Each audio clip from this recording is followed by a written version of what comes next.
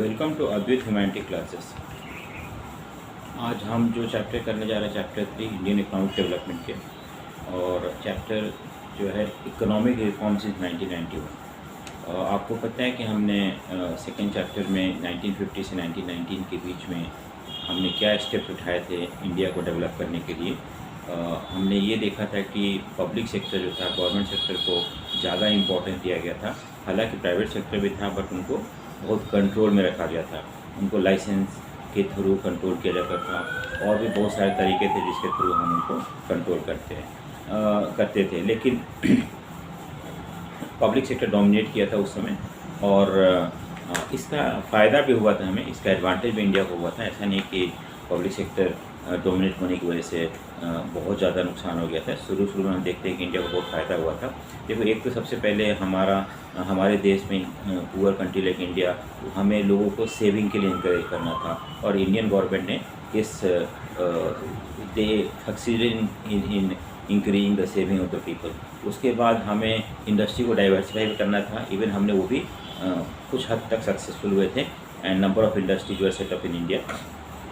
At the same time हमने revolution in the food किया था। फूड रेवोल्यूशन की वजह से या ग्रीन रेवोल्यूशन की वजह से India become self sufficient in food production, और इस तरह से no doubt there was lot of advantage, और फ़ायदा हुआ था इंडिया को। अंडर पब्लिक सेक्टर गवर्नमेंट के कंट्रोल में डेवलपमेंट हुआ था। लेकिन 1991 में हमें अपनी इकोनॉमी को चेंज करना पड़ा था। चेंज करना जो हमने system of economic development follow कर रहे थे 1950 से 1990 के बीच में, वो सारा हम देखते हैं कि कुछ प्रॉब्लम इंडिया इकोनॉमी को क्रिएट करना शुरू कर देता है। और क्या कारण था कि हमने 1991 में एक न्यू इकोनॉमिक पॉलिसी शुरू किया था? देखो, कुछ उसके कारण थे। सबसे पहला कारण तो ये था कि poor performance of public sector. Public sector जो था अब अच्छे से काम नहीं कर रहा था, इनएफिशिएंट हो गया था। जो टेक्नोलॉजी वगैरह अपडेटेड नहीं थे, और जो क्वालिटी ऑफ प्रोडक्ट जो था वो भी अच्छा नहीं था, और we did not produce enough also, moreover quality wise also very low. और इसकी वजह से इन सब चीज़ों का डिमांड फॉरेन मार्केट में नहीं होता था, और ये हमारे लिए नुकसान साबित हो रहा था। और नुकसान और बहुत सारे ऐसे पब्लिक सेक्टर यूनिट थे, सारे नहीं लेकिन बहुत सारे ऐसे थे जो कि जिनका इतना इनकम भी नहीं था कि वो अपने एक्सपेंडिचर को मैनेज कर सके। तो इस सिचुएशन में हमें खुद इंडियन इकोनॉमी प्रॉब्लम में, क्राइसिस में जाना शुरू कर दिया था। दूसरा है कि deficit in balance of payment position. देखो, बैलेंस ऑफ पेमेंट मतलब क्या होता है कि हम कुछ चीज़ एक्सपोर्ट करते हैं और कुछ इंपोर्ट करते हैं। जब हमारा एक्सपोर्ट ज़्यादा होता है then the import, then we go for deficit in balance of payment. तो हमारा क्या हो गया था कि हम इंपोर्ट ज़्यादा करने लगे थे, और एक्सपोर्ट हमारा कम था, क्योंकि हमारा प्रोडक्ट इंटरनेशनल मार्केट में उतना ज़्यादा डिमांड था नहीं। इसकी वजह से हमारा एक्सपोर्ट वैसे कम था, और मोर ओवर हमारे प्रोडक्ट का वैल्यू भी इंटरनेशनल मार्केट में नहीं होता था। तो हमारा जो बैलेंस ऑफ पेमेंट में डेफिसिट आना शुरू हो गया था, यानी कि हमारा खर्चा ज़्यादा हो गया था और इनकम जो था वो कम था। यानी कि फॉरेन एक्सचेंज, इनकमिंग और फॉरेन एक्सचेंज जो था वो कम था, बट हम जो इंपोर्ट कर रहे थे वो कहीं ज़्यादा कर रहे थे, और इसकी वजह से इंडिया का deficit of balance of payment होना शुरू होता है, जो कंट्री के लिए ठीक नहीं है। इन्फ्लेशनरी प्रेशर, इन्फ्लेशन मतलब होता है general rise in the price. जब क्या होता है कि कोई हम जनरली जब नॉर्मल प्राइस राइज होना शुरू हो जाता है तो उसको बोलते हैं इन्फ्लेशन। और ये भी एक प्रॉब्लम था जो 1991 में इंडियन गवर्नमेंट को फेस करना पड़ा था, इंडिया के लोगों को फेस करना पड़ा था, कि हर चीज़ का प्राइजेज बढ़ना शुरू हो गया था। और ये प्राइजेज जो था कंटिन्यूसली बढ़ता जा रहा था कुछ सालों तक, और हमारे यहाँ एग्रीगेट डिमांड जो था वो ग्रेटर था then the supply.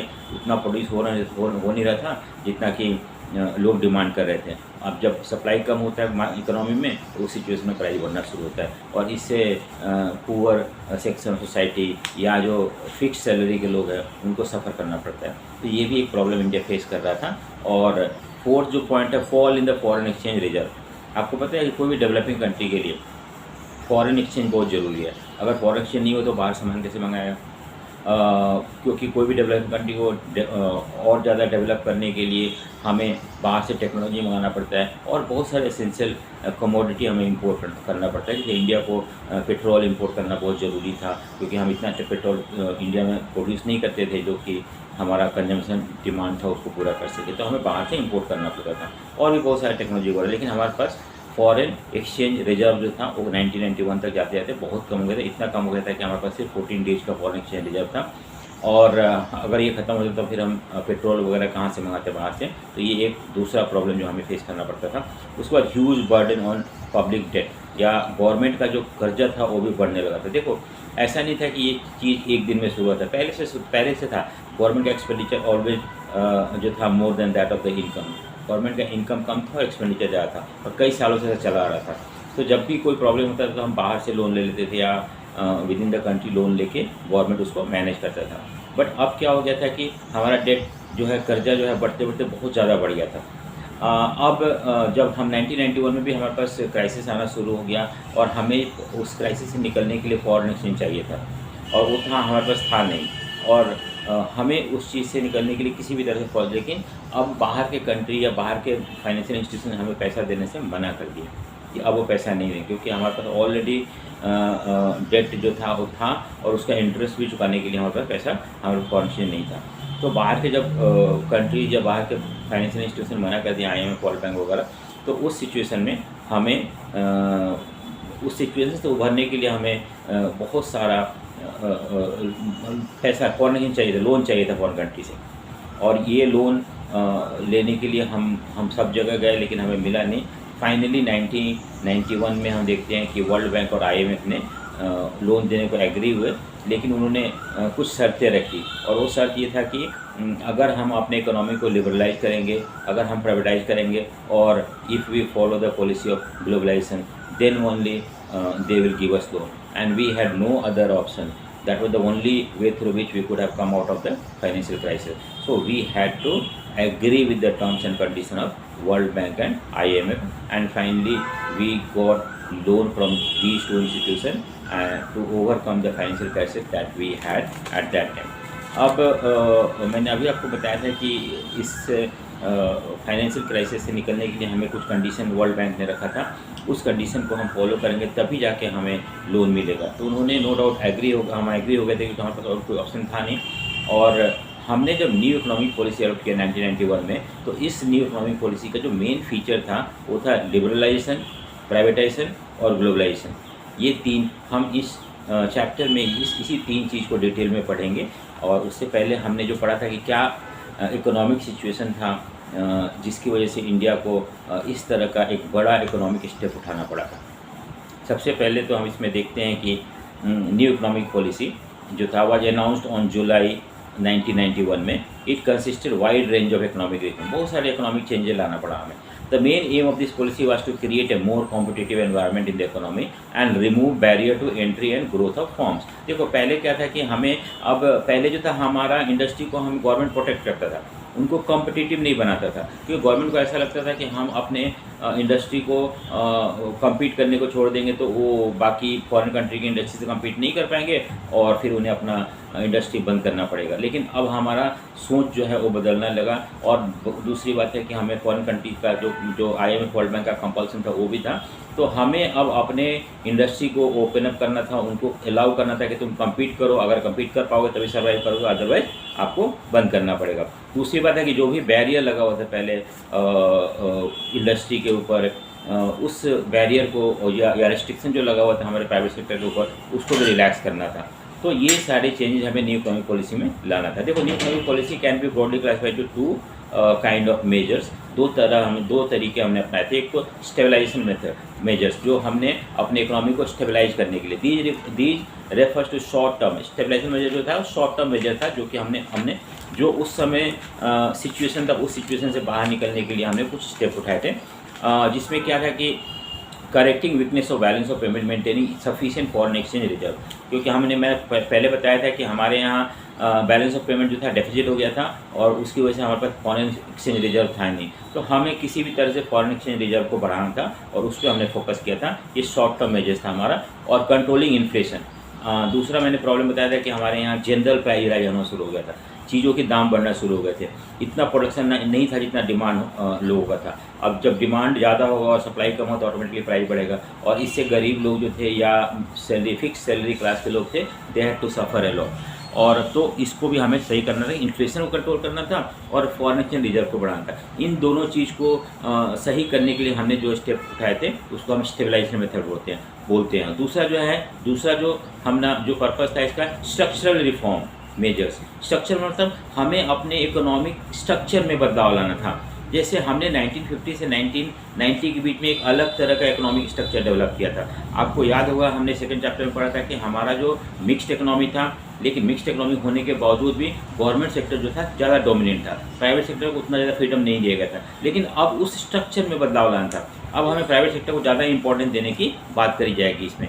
So improving efficiency of the economy, क्योंकि पहले जो था कि गवर्नमेंट सेक्टर में बहुत सारे इंडस्ट्री थे और प्राइवेट सेक्टर भी था, तो उन लोगों को प्रोटेक्शन मिला हुआ था गवर्नमेंट का, तो उन लोग ख़राब इनएफिशिएंट भी थे, ख़राब भी था, जो प्रोडक्ट बनाते थे तो कोई फ़र्क नहीं पड़ता था। लेकिन अब क्या था कि नहीं, अब आप ख़राब सामान नहीं बना सकते हो। अगर ख़राब सामान बनाओगे तो बाहर के लोग, आप बाहर की कंट्री के इंडस्ट्री इंडिया में आके बेचना शुरू कर देंगे और उनका प्रोडक्ट बेचेगा, ना कि आपका प्रोडक्ट बिकेगा। तो इसलिए हमें अपने कंट्री का एफिशिएंसी बढ़ाना था। We had to produce more and also in better quality. Increasing international competitiveness, वही है कि अगर हमें सर्वाइव करना है तो हमें नए टेक्नोलॉजी लगाना पड़ेगा, हमें बेटर क्वालिटी का सामान बनाना पड़ेगा, जिससे कि हम भी इंटरनेशनल मार्केट में जाके सामान बेच पाए या अपने मार्केट में जाकर सामान बेच पाए। क्योंकि अपने मार्केट में सामान बेचेंगे तो हम वहाँ भी फॉरेन के प्रोडक्ट होंगे, उनसे कम्पीट करना पड़ेगा। अगर नहीं कर पाएंगे तो फिर हमारा नुकसान होगा या हमें अपने फैक्ट्री इंडस्ट्री को बंद करना पड़ेगा। तो इस तरह से ये चीज़ हमें करना था। अब देखो, मेन जो पॉलिसीज़ थे न्यू इकोनॉमिक पॉलिसी के, मेन पॉलिसी जो था न्यू इकोनॉमिक पॉलिसी के, वो था कि लिबरलाइजेशन, प्राइवेटाइजेशन और ग्लोबलाइजेशन। ये तीन फीचर है न्यू इकोनॉमिक पॉलिसी जो हमने 1991 में जुलाई में अडॉप्ट किया था, उसका लिबरलाइजेशन, प्राइवेटाइजेशन और ग्लोबलाइजेशन। हम उसको एक एक करके देखते हैं क्या है इसके अंदर। सबसे पहले तो लिबरलाइजेशन। देखो, लिबरलाइजेशन जो था मतलब होता है कि relaxing the control over private sector. आपको पता था कि 1991 से पहले हमारा प्राइवेट सेक्टर जो था वो बहुत ज़्यादा कंट्रोल था गवर्नमेंट का उनके ऊपर। उनको अगर किसी भी प्राइवेट इंडिविजुअल को कोई भी इंडस्ट्री खोलना होता था तो उसे परमिशन लेना पड़ता था, लाइसेंस लेना पड़ता था, एक्सपेंशन के लिए भी लाइसेंस लेना पड़ता था, इवन डाइवर्सिफिकेशन के लिए भी लाइसेंस लेना पड़ता था। बहुत सारे कंट्रोल थे, और कहाँ खोलना है, क्या बनाना है, क्या नहीं बनाना है, everything need to be controlled by government. But ये जो कंट्रोल था अब धीरे धीरे रिलैक्स हो गया, और when the government relax the control over private sectors in Indian economy, then that policy is called liberalization policy. Liberalize मतलब अपना कंट्रोल को रिलैक्स कर देना। देखो, prior to 1991 there was large number of government restriction in India in the area of licensing, import and export trade, dealing with the foreign exchange, etc. In July 1991, a package of economic reform was announced, which marked the beginning of the process of liberalization in the India. Liberalization means removal of entry and growth restriction on the private sector. वही private sector पे जो control था उसको relax कर देना। Liberation involves deregulation and reduction in the government control. ठीक है, मैंने उसको एक्सप्लेन कर चुका हूँ ऑलरेडी। अब हम देखते हैं कि लिबरलाइजेशन जो था वो 5 फील्ड में, वो there are 5 field in which liberalization took place. एक तो था इंडस्ट्रियल पॉलिसी रिफॉर्म के अंदर, दूसरा था फाइनेंशियल सेक्टर रिफॉर्म के अंदर, तीसरा tax reform, foreign exchange reform और finally trade and investment policy reform. तो इन 5 फील्ड में लिबरलाइजेशन किया गया था, और हम उसको एक एक करके पढ़ने की कोशिश करेंगे कि क्या क्या इन फील्डों में कंट्रोल जो था रिलैक्स किया था। सबसे पहले तो इंडस्ट्रियल सेक्टर रिफॉर्म, पहला जो हमारा ये क्वेश्चन आ सकता है अलग से कि what steps were taken to in industrial sector reform to liberalize it in 1991। तो देखते हैं पहले इंडस्ट्रियल सेक्टर में। सबसे पहला तो है कि reduction in the industrial licensing. आपको पता था कि पहले कोई भी इंडस्ट्री खोलने के लिए हमें लाइसेंस देना पड़ता था। अब जो था ये लाइसेंसिंग सिस्टम जो था वो पहले के मुकाबले कम कर दिया गया। देखो, the new policy abolished industrial licensing for all the project except for some industry like liquor, defence equipment, industrial explosive etcetera.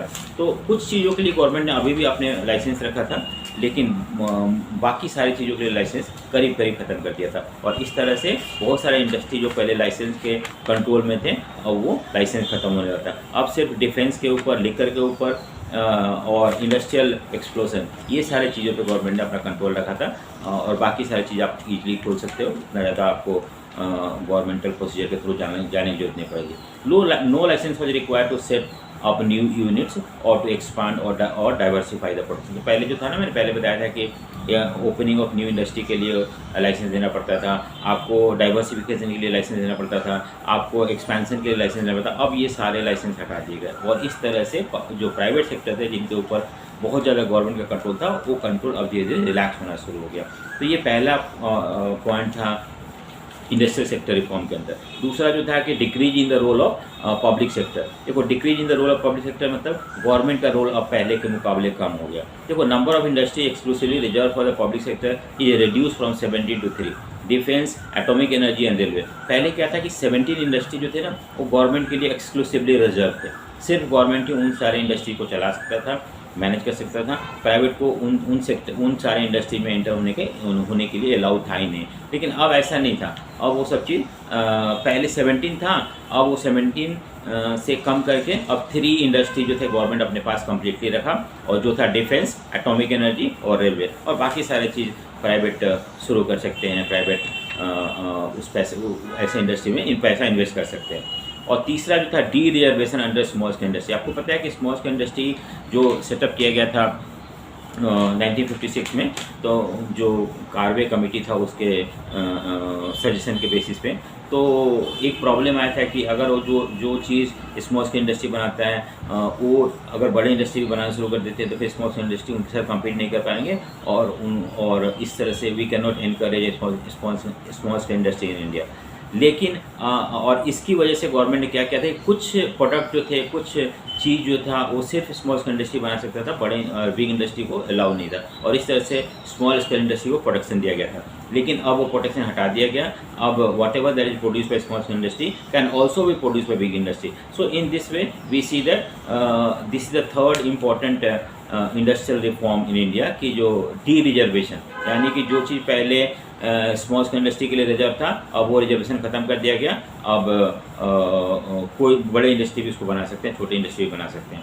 और दूसरा था कि monopoly and restrictive trade practices act, एक एक्ट जो पहले था। With the introduction of liberalization and expansion of scheme, the requirement for large company to seek prior approval for expansion, establishment of new undertaking, merger, amalgamation, etc. were eliminated। देखो, ये जो act जो था ना, MRTP act, MRTP मतलब monopolies and restriction trade practices act, ये act के under अगर ये एक्ट के अंदर कोई भी इंडस्ट्री था, उसको अगर एक्सपैंड करना होता तो परमिशन लेने की जरूरत पड़ती थी।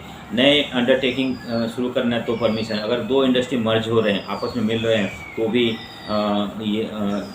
उन्हें परमिशन लेने की जरूरत पड़ती थी। अब ये सारे रिस्ट्रिक्शन हटा दिए गए, अब ईजिली वो सब कर सकते हैं, और इस तरह से MRTP एक्ट का जो इफेक्टिवनेस था वो ख़त्म कर दिया गया, और इंडस्ट्री को बहुत ज़्यादा लिबरलाइज कर दिया गया, बहुत ज़्यादा रिलैक्सेशन दे दिया गया उनके ऑपरेशन में, मैनेजमेंट में, एक्सपेंशन में, और इस तरह से गवर्नमेंट इंटरफेयर नहीं करेगा। ये तो पहला लिबरलाइज पॉलिसी था ऑन इंडस्ट्रियल सेक्टर के ऊपर। लेकिन मैंने क्या बताया था आपको कि देयर आर 5 लिबरलाइज पॉलिसी था। दूसरा जो हम पढ़ रहे हैं इसमें फाइनेंशियल सेक्टर रिफॉर्म। दूसरा क्या है? Financial sector reform. नोट्स में सारे कुछ दिए हुए हैं, और नोट्स भी अपलोड किया हुआ है, तो आप उसको भी देख सकते हो अगर आपको कोई कन्फ्यूजन होता है तो। फाइनेंशियल सेक्टर रिफॉर्म दूसरा पॉइंट है। इसके अंदर दिया हुआ है कि देखो, आपको पता है कि पहले इंडिया में